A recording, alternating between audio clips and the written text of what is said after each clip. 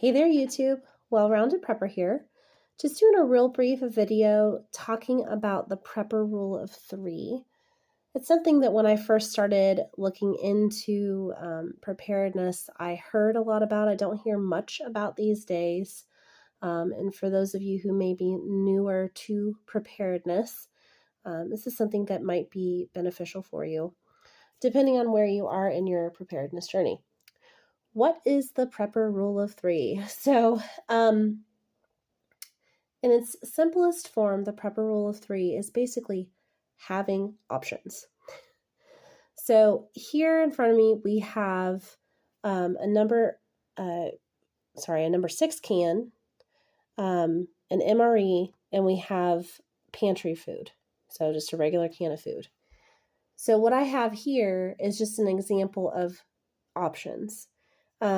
If you buy all pantry food, once you run out of that or once it expires, if you don't have options to fall back on, then you've run out of food. So having 3 options for each category of your storage expands your ability to survive or thrive for a longer period of time. The MREs, generally speaking, can last, I think, depending on what the MRE is, and they'll tell you, some of them have lasted up to like 20, 25 years, if not longer. I could be incorrect on that. This Provident Pantry My Choice applesauce has a shelf life of 25 years. It's dehydrated or freeze-dried food, which you can find that in camping sections of stores. Walmart even has like food bars and that kind of stuff, and they have some camping meals. Those are freeze-dried or dehydrated foods. I purchased that through a website, www.beprepared.com. I don't know how much products they have these days. When I've looked on there a few times, I haven't seen too much.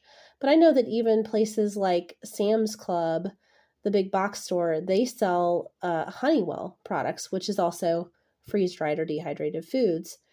And they come in these sealed number 10 cans, so they have a longer shelf life. So just basically having extra options, the more, the better. You kind of need to, again, gauge where you are. If you're just starting out, if you're just starting to realize, hey, maybe I need to look into this, I would encourage you to focus on one area at a time. I would encourage you to focus on the most immediate things that you and your family are going to use.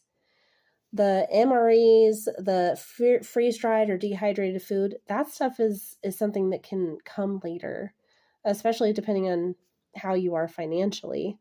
I would just focus on getting a little bit extra at the time for your primary pantry, and then if you come to a point where you have an overflow, then that becomes your extended pantry, and then you can incorporate things like long-term food items like MREs and freeze-dried or dehydrated foods.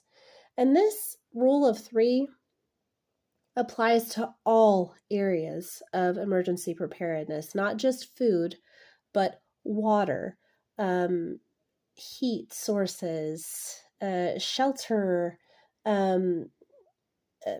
lighting.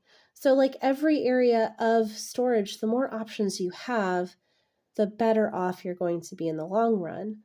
With water, it's having a water filter as well as some stored bottles of water and maybe a life straw.